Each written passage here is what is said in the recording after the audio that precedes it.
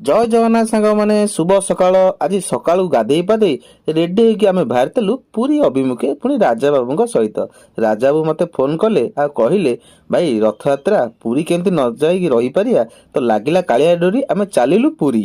ପୁରୀ ଯିବା ବାଟରେ ବହୁତ ଛୋଟ ଛୋଟ ପିଲା ରଥ କରିକି ଯାତ୍ରୀ ମାନଙ୍କଠାରୁ ଚାନ୍ଦା ଆଦାୟ କରୁଥାନ୍ତି। ସେ ଚାନ୍ଦା ଆଦାୟ ଦେଖିଲା ବେଳକୁ ଆମର ପିଲାଦିନ କଥା ମନେ ପଡୁଛି। ଆମେ ବି ଏମିତି ରଥ କରି ଚାନ୍ଦା ଆଦାୟ କରୁଥିଲୁ। ଯାଉ ଯାଉ ଆମେ ଅଟକିଥିଲୁ କୋଣାର୍କ ଯିବା ବାଟରେ। ବର୍ଷା ପାଗକୁ ଚା ଟିକେ ନ ମାରିଲେ ହବ କି?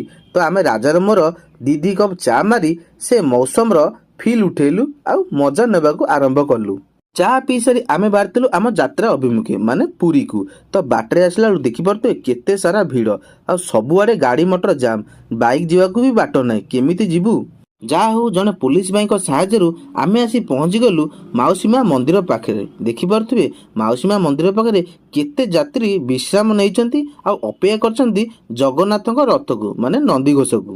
ମାଉସୀ ମାଙ୍କ ଦ୍ୱାର ଆଗରେ ଏତେ ସୁନ୍ଦର ଭାବେ ଚିତ୍ର ଅଙ୍କନ ସହିତ ମାଙ୍କ ଦ୍ୱାରକୁ ବି ଫୁଲରେ ପୁରା ଢାଙ୍କି ଦେଇଛନ୍ତି।